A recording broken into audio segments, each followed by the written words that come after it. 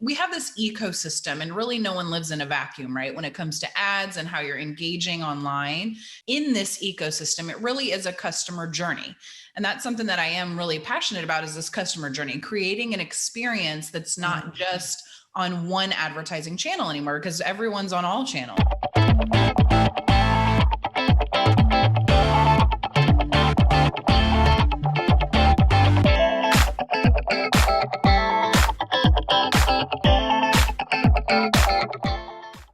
Hey there, and welcome back to the Bombshell Business Podcast. I am your host, Amber Hurdle, and I'm personally really excited about today's episode because if you're like me, you love Pinterest, and I design rooms on it, and I design events on it, and I get ideas on it, but applying it to my business, like I've just never gone there.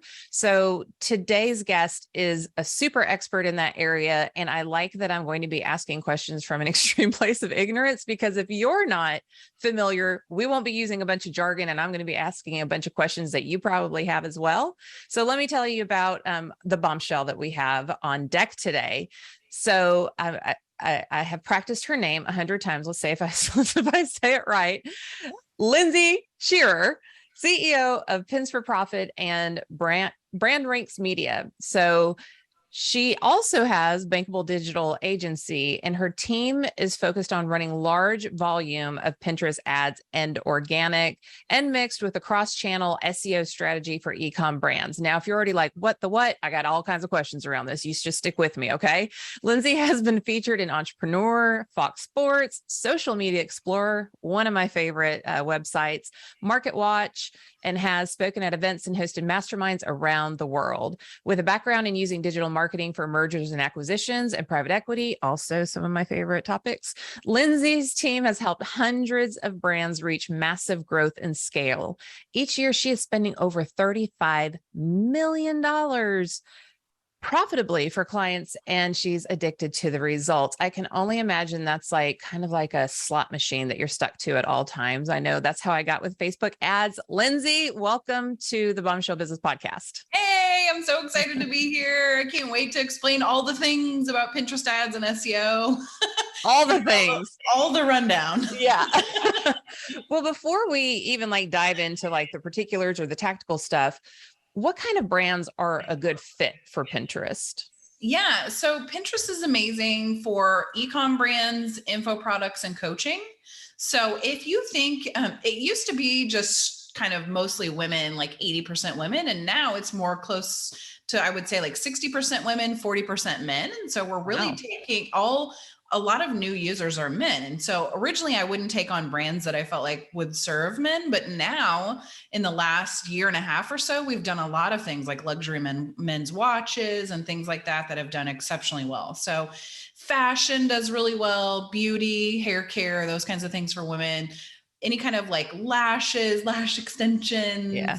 Mom and baby brands do excellent. So if you have like clothing for children, we're doing actually like a lot of educational stuff, like DIY homeschooling and smart technology that's safer for kids. We're doing a lot of stuff with that now too. But in general, if you feel like your audience might be on Pinterest, I would definitely say it's worth a try. And then of course, info products. So like if you're running events and you want to do some lead gen and you feel like your audience is either B2C or B2B on there, you have a really good chance of getting some great leads as well on Pinterest. Awesome. Well, it sounds like a large majority of my audience should be taking notes on this episode. So in your bio and on your website and everything, you talk a lot about cross-channel advertising. So what does that mean in simple terms?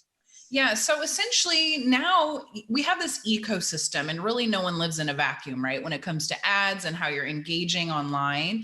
And so really it is kind of a cross-channel strategy in the sense that you're looking at Facebook, you're looking at Instagram, you're looking at TikTok and Pinterest and Google, and how people are engaging in this ecosystem. It really is a customer journey.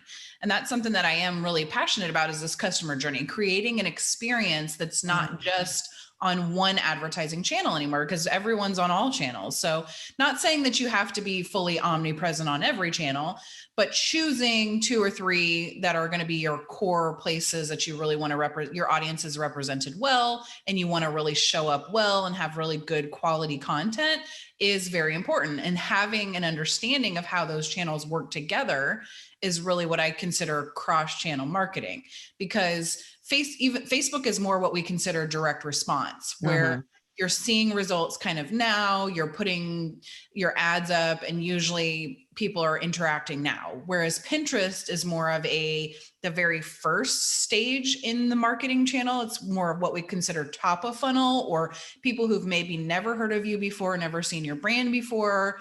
And they're really making buying decisions way ahead of time unconsciously. Right. So by the time they see your ad again on Facebook, they're ready to purchase. I see. So when I was doing mergers and acquisitions for a long time, understanding this buying cycle and understanding the buyer psychology, if you can be the first brand in front of them, in front of their face for whatever product, service, et cetera, that they're looking for, unconsciously and psychologically, then they have this value of trust, this extremely high value of trust. So Pinterest is exceptional for that. And it's actually a search engine. So people are intentionally going there. They're looking for solutions to their problems. And if you can be that first person that they see, then they are already having this trust factor with you. And so then when you run ads again on Facebook and Google, bam, they're ready to purchase, and they trust you already. I love it. I love all that. And so I'm going to put a pause on Pinterest real quick, and I'm going to crawl up on top of my soapbox real quick. And I'm going to remind you, bombshells, that this is why you can't just be like, I'm going to create an avatar. And like, no, you have to know the soul of your customers. You need to truly understand like what emotionally motivates them. You need to understand what other brands that they like, because this cross-channel advertising is truly dependent on it. You can't just, do advertising based on wishes and hopes and dreams. Like, it really needs to be strategic, and you need to know where your people are hanging out and what they're into in order to be able to do this. So I thank you for explaining that much better than I would have been able to. And I have a question as well. Like, this is, I'm going to go into one little funnel of, or one little slice of my audience, my customer base, but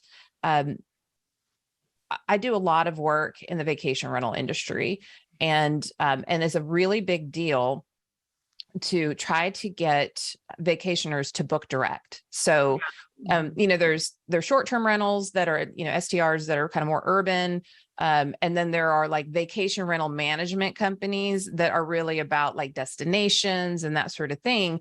And it's better for their brand, and it helps them like maintain control of that guest experience. Whereas like the OTAs, like online travel agencies, for those who don't know the lingo, like Airbnb, Vrbo, that sort of thing, it just kind of takes away from their ability to truly offer the brand experience that they want. So how could you use Pinterest advertising to encourage people to book direct with the vacation rental management company?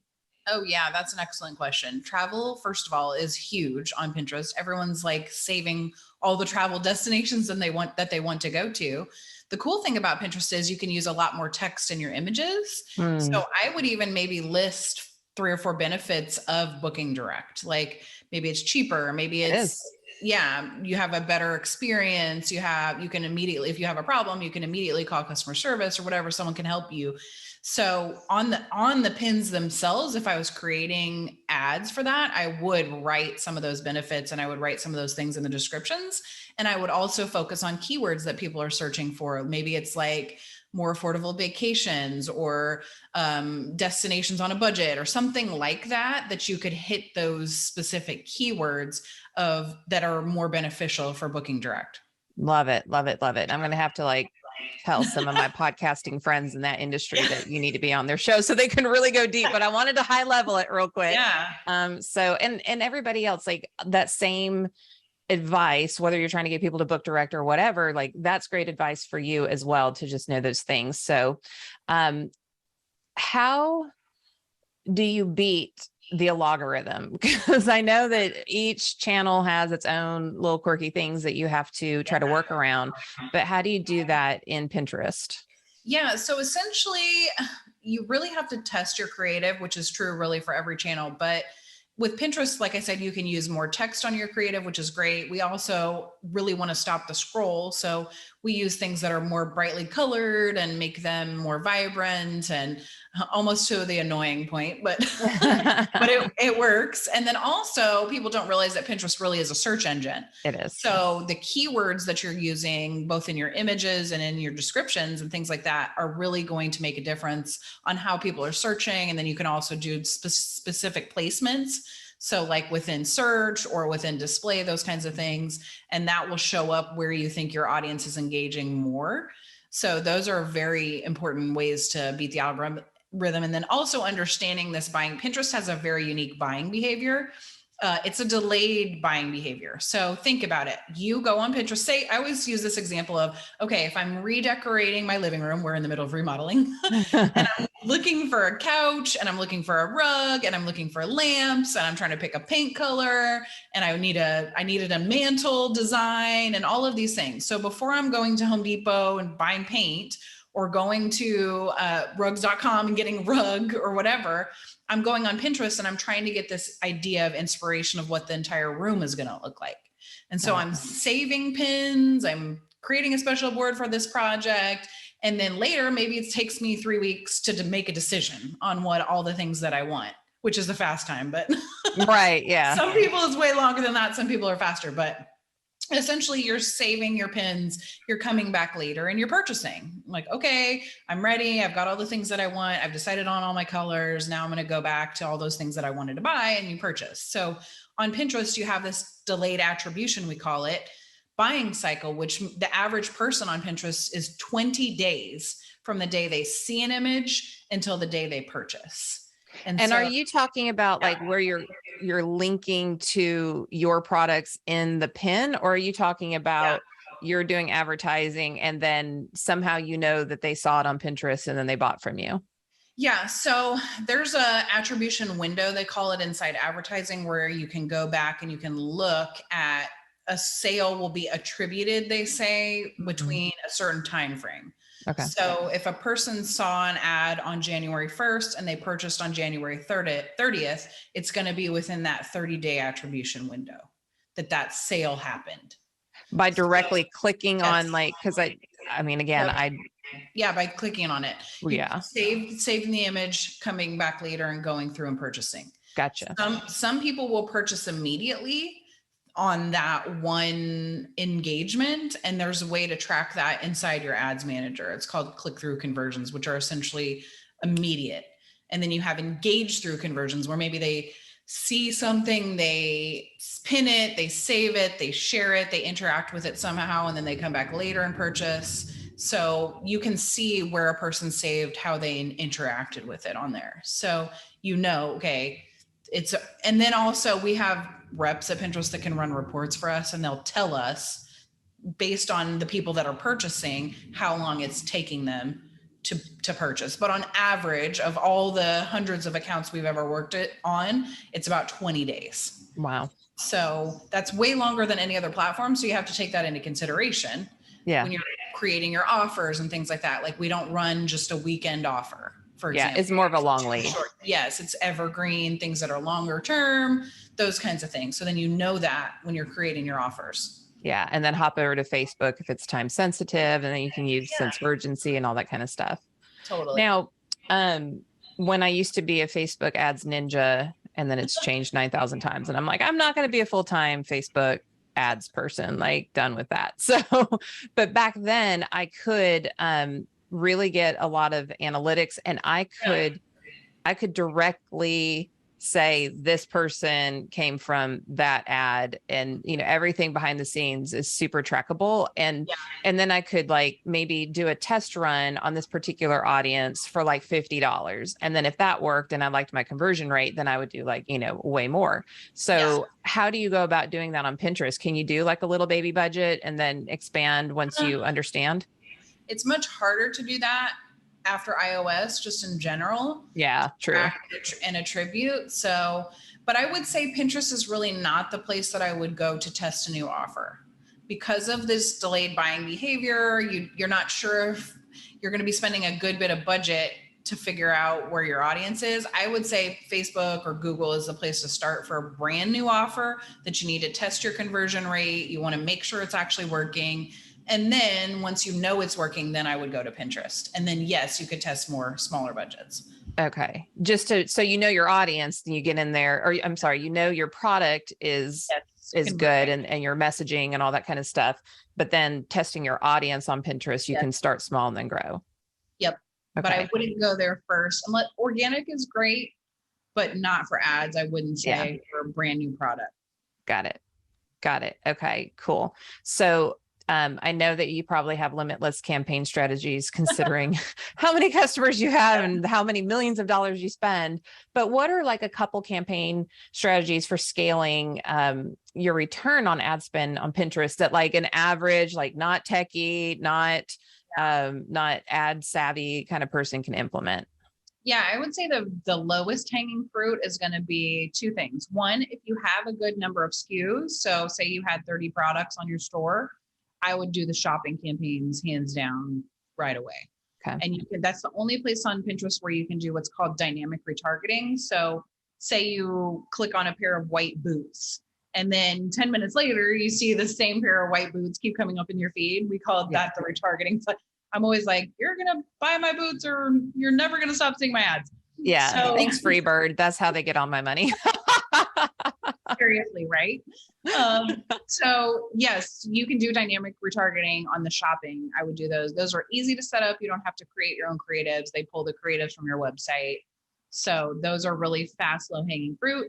And then if you're trying to generate leads, say you had an info product or you have a PDF download or something that you could do either just for lead generation, maybe it's free, or maybe you have like a $7 download. We have a $7 download thing that we're running right now. And that's a great lead generation strategy. So those two things would be excellent. Even for e-commerce, a lot of people miss that on e-commerce because when you get a lot of people on your email list, it's so much easier to nurture them even for product purchasing. So lead gen campaigns are excellent. Okay. So info products, that sort of thing. You're saying that, get like an opt-in strategy and then move them over to your inbox. Okay. Yes. And then can you retarget those people? Like once you have them, okay. I love that. Retargeting is the jam. So retargeting is where it's at, where all of our good ROAS is at. Yeah. And that's a good, I love that term. But can you explain ROAS for the people that can sound way cooler to use it that way instead of the full out way? So essentially, as you're using a marketing budget, say you put $1 into your marketing budget, and the ROAS is the term for the amount of money that you get, the return on your ad spend. So say you get a return of $2 for that dollar you put in, then you would call that a 2x ROAS. So you're getting 2 times the amount of money you put in.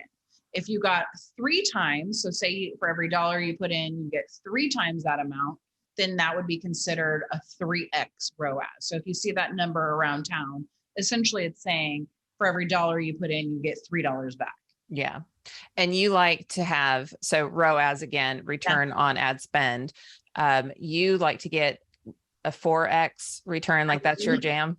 That's what I love. Of course, I would say at scale, it's more reasonable now to do like a 2.5 to 3. If you're doing less budget, of course, it's typically easier to get higher returns. Mm-hmm. So yes, but it really just depends on the client. Sometimes they have, initially, it usually takes the accounts, like I said, because of the delayed cycle, it takes a little bit longer for new accounts to warm up. But I usually say by the end of month 2, going into month 3, you should be starting to get your target goal, which is going to be whatever is profitable. And then from there, we can usually scale more. Gotcha. Now, how do you create Pinterest shopping ads at scale? Like say you're getting comfortable. You're like, okay, this is my thing. I'm going to come back and I'm going to listen to Lindsay on the episode again. Now I'm ready to do this. Like, what can you walk us through that? Yeah.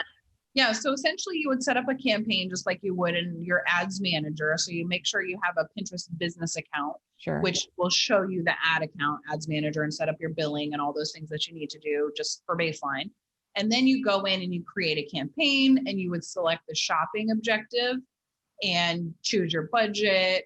The shopping audiences are really, it's an open audience selection. So you're really letting the algorithm choose your right audience for you, which is great. That makes it easier for you. So you would select the automatic option and then choose the product group that you would want to use. So say I usually recommend starting with bestsellers.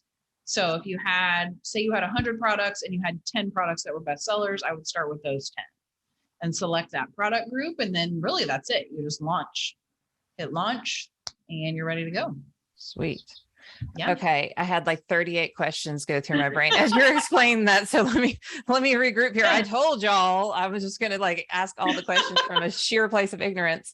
Okay. So again, I just can compare to Facebook because that's what I'm familiar with.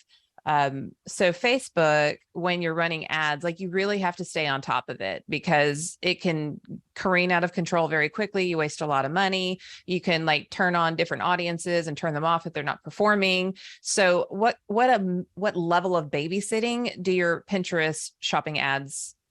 Yeah, need? much less than Facebook because of the delayed cycle. So really, once you set it up, I would leave it for like 10 days or so and just see how it does. And you can put a budget cap on there. Yeah. And then just wait.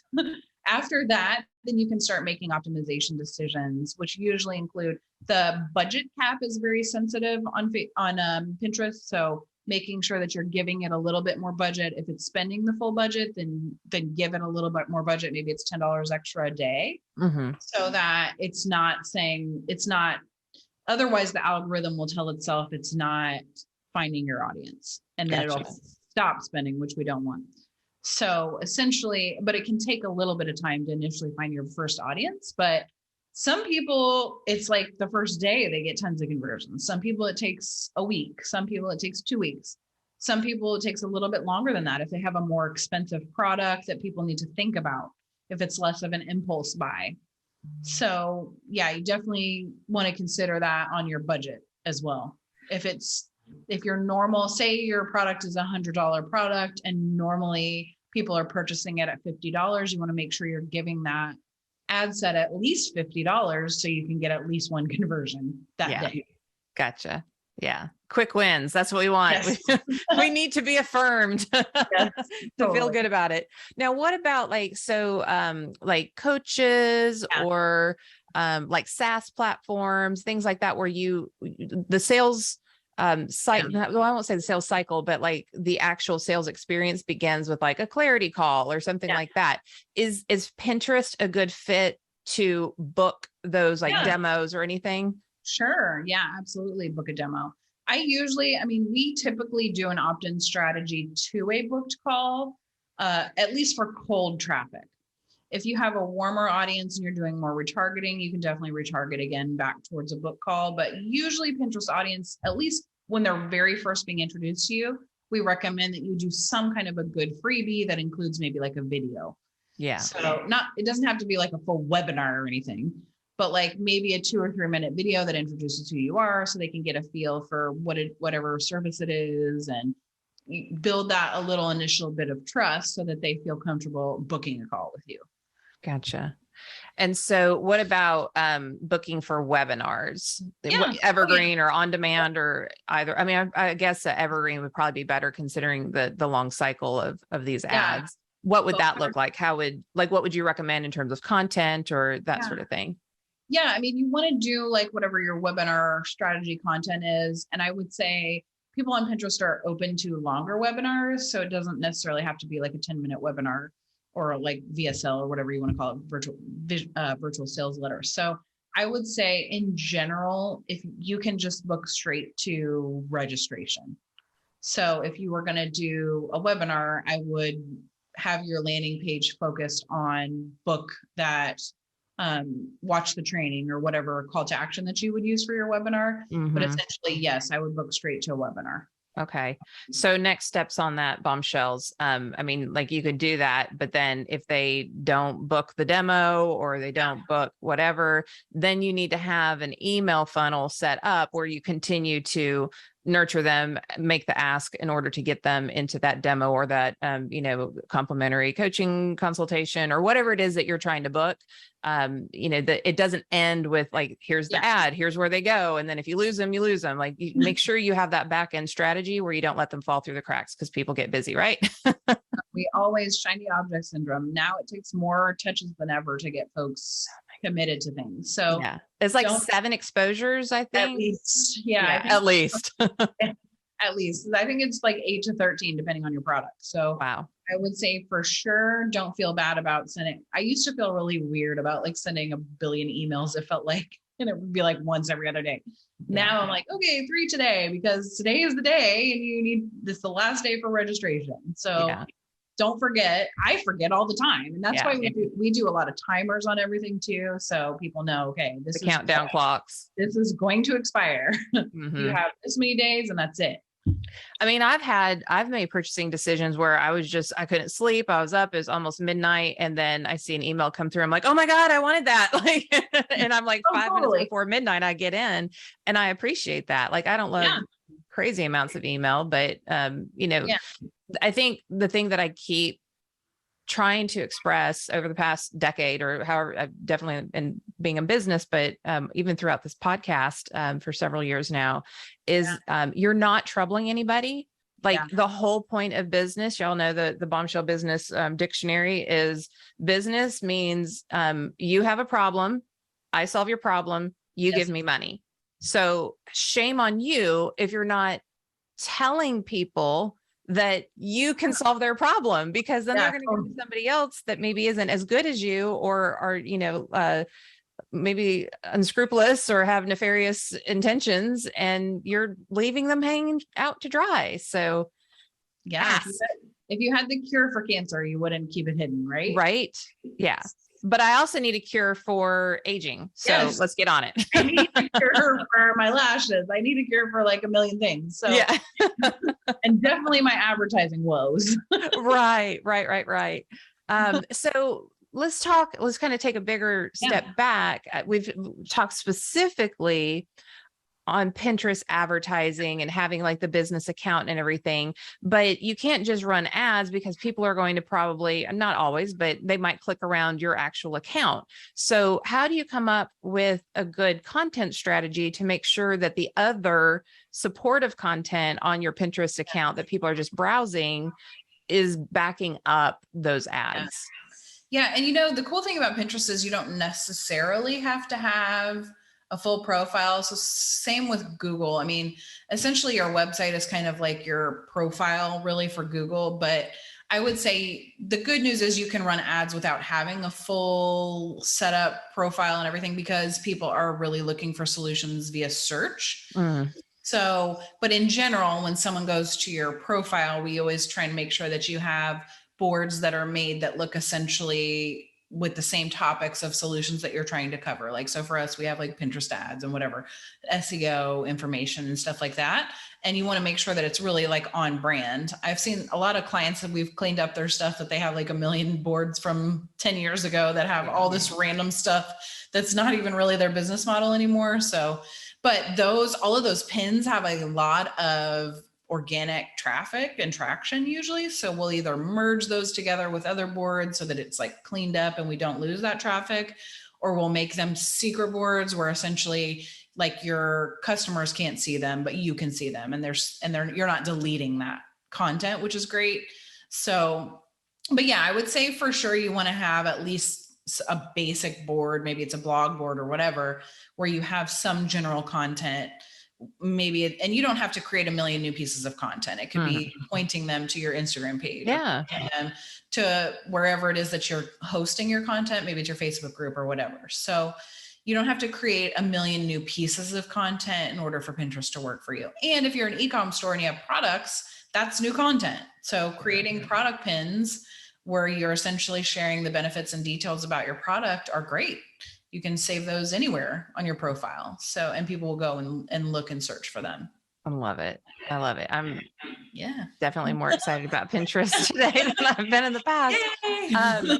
So then what about like for your ads Yeah. specifically, have you found that there's a better conversion Yeah. when you have video versus a still ad, or is there any, like, Yeah. where does video fit into advertising on Pinterest? So it depends on the market that you're in. Right now in the US, most products are not doing as well on video ads, but on the organic side with the idea pins that they just launched, which is essentially the same as like an Instagram story, those are doing great for video.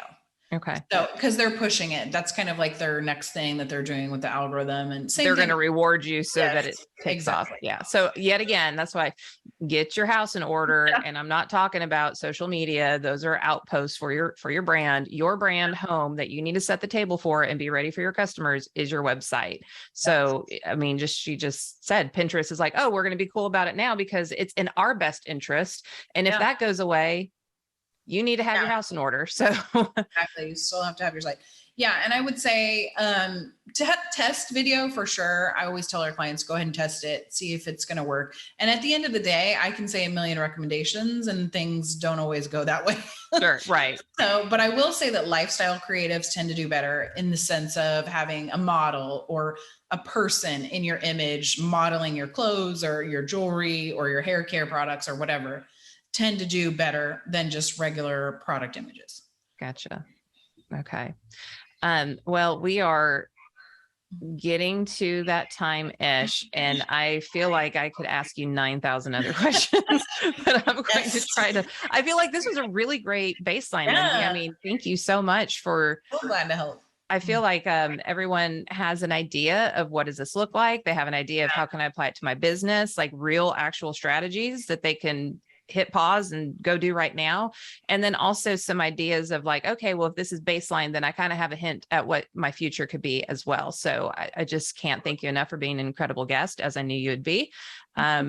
What final parting advice do you have for our Bombshell listeners? Yeah, I would say testing really is king in advertising, and there are just so many different options. And if you think you have a great idea or you're seeing somebody else that's having success or appears to having success on any type of campaign, whether it's lead gen or webinar campaigns or just straight to purchase or messaging, I would definitely try that. So you're capitalizing on trends and really just getting out there and testing it. And that's something that you have to overcome just as a person, but also in advertising, because it is hard. It's hard to put yourself out there. It's very scary. All the blocks and all the things come up when you, when all your baby kind of goes. I still have that. And I've been doing this for 18 years. And we just launched the Pin Ads Academy, which is like a done with you program that people have been asking about forever. And I was so scared to do it. I don't know what my weird block was, but now that it's live, I'm like, this is amazing. So, and it was so much more aligned with what I'm feeling and doing and wanting, but it took all of these weird blocks. Yeah. Like you need a coach for everything. So if you're feeling like a weird block, then reach out and get help, because that's probably where you're going to have your most next level of success. Yeah. Last night, well, all day, yes. Every Monday I meet with Tiffany Napper. She does a lot of branding for like creative brands and that sort of thing. And she has the Up Leveler Society, which is a lot about mindset. So technically we're competitors, but you know, I believe in abundance. So we never worry about that. But I spent every Monday we go to like a, you know, sexy hotel lobby or something, like change up the environment. And we have get it done days where we do all of the work that you don't want to do in your business, like budgeting, like behind the scenes website crap, like all the stuff that's like not fun. We do it together so that we can, you know, have fun and be with each other and, you know, suffer together. And then last night I hung out with my friends Kirby and Brittany. And, you know, just at dinner, we're talking about business, we're talking about all kinds of things. And I just, you know, I feel like all the time in my social media and all the time on this podcast, I'm constantly saying, watch who you hang out with. Pick the right people to hang out with, because if you are feeling those ways, even if you can't afford a coach, if your Bombshell squad is full of bold, brave, unwaveringly confident female, which is the definition of Bombshell, then they're going to rub off on you. And even when, like I said something, I was texting a friend / client, And I said something and she was like, oh, if I said that to you, here's what you would say. And I was like, okay, I'm going to eat my own cookies. So make sure that you have friends like Lindsay, that you have friends that will hold you to the fire and be like, get your product out there. People need it. Get up on Pinterest. People need it, et cetera, et cetera. So you have, speaking of lead generations, we never hide what these things are. You're always welcome to the opt out, but you do have like a free ad setup download that people can access, right? To just kind of like walk them through this after listening to the episode. Where can they find that? Yeah, pins4profit.com. We have an awesome free download. Then we have a really cool $7 download that's like an amazingly detailed step-by-step process, like with the shopping ads, all those things that you guys were asking about, setting up your audiences, all those kinds of things are on there too. So there's a lot of great resources. We do live events all the time. We have another big one coming up next week where we're going to actually sit down and walk through setting up your account and making sure that you have the different pins and boards and creative best practices and all those things so that you really can learn how to do it. Because otherwise it is a little confusing and frustrating, and removing those barriers to entry is critical and so important, especially for us successful women entrepreneurs as well, who we struggle. You know, you're wearing a million hats and there's a lot of things to do. And cheers to you mamas out there. I have all adult children now, but I've been there and I'm just like, listen, my dog interrupts my work day. It's full time to you. Full time. So just sitting down and kind of like walking with I'm all about actionable steps. And so we did create the Pin Ads Academy. It's a little bit more in depth for if you are really ready to dive into Pinterest or you want to run Pinterest ads for clients or any of those kinds of things. We have a 4 to 6 month, depending on how aggressive you want to be, program that we really walk with you through it. It's like the highest touch experience that you can get with my whole team, who are world-class advertisers, not just in Pinterest, in a lot of different ways. And so we help you with funnels and just your whole process of getting your ads set up and done and all that kind of stuff. And of course, we have done for you. If you don't want to do anything, you just want to have us do all of it, we got you for that as well. Awesome. Now, is that something that is always open enrollment, or do you have launches and opportunities to get in? We pretty much, we have like certain promos and things that we do at certain times for different parts of the launch, but no, it is open enrollment. Awesome. Okay. Well, again, I don't even know where to begin to thank you for I'm very protective of my audience, Lindsay. Like they don't have time. I understand. They don't have time for fluff. They really need actionable things like, okay, I want to think about Pinterest. Tell me exactly how to do it. And you just crushed it today. So I want to make sure that everybody go to amberhurdle.com/podcast with an S, or this will be in your Apple Podcasts or whatever in the show notes. Connect with her on Facebook, connect with her on Instagram, Clubhouse, definitely LinkedIn, y'all. We're business women.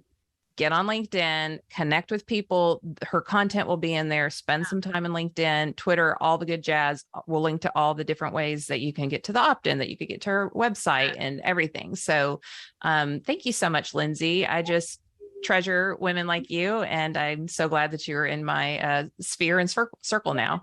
Me too. I'm so excited. I'm ready to go do some fun vacation, women's retreats type things. Yeah, absolutely. I'm in. Okay, good. Well, we'll sidebar on that. It's so weird you said that, because I was like cooking a little Tuesday morning brunch this morning because I've been working my butt off. And I was like, okay, I've got to get serious about another retreat. Like just, long lead, but it's noodling around. So anyways, y'all, I hope this was worth your time. Let me reframe that. I know this was worth your time. And I always appreciate that you spend your time with me and my guests and awesome people like Lindsay, because you can spend your time any way that you want to, including just scrolling through Johnny Depp and Amber Heard videos. I'm dating this episode now all day long, but you're coming to hang out with us and I just treasure you. So thank you for that. Make sure you check out the show notes. If you have not liked this on YouTube or left an honest rating and review wherever you listen to your podcast episodes, that absolutely helps other women, other men, bombshell boys even find this podcast. And so that's your way that you could, pay it forward without paying anything. So thank you so much. And we will see you on the next episode. Thanks for listening to the Bombshell Business Podcast. Visit amberhurdle.com for more resources like show notes, and check out thebombshellbusinesswoman.com to grab my book and download the free bonuses.